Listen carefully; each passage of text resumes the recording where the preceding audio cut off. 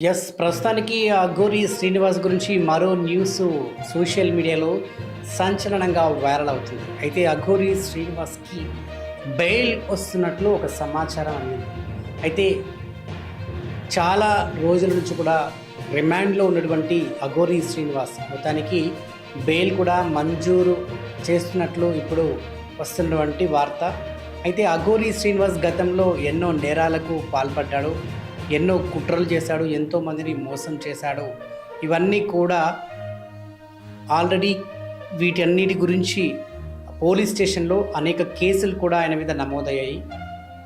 ఆడవాళ్ళని టార్గెట్ చేయడం, పూజల పేరుతో డబ్బులు వసూలు చేయడం, అదేవిధంగా మాయ మాటలు చెప్పి ఆడవాళ్ళకి మభ్యపెట్టి వాళ్ళని శారీరకంగా వాడుకోవడానికి వాళ్ళ మీద రేప్ అటెంప్ట్ చేసే ప్రయత్నాలు చేయడం, ఇవన్నీ కేసులు కూడా ఆయన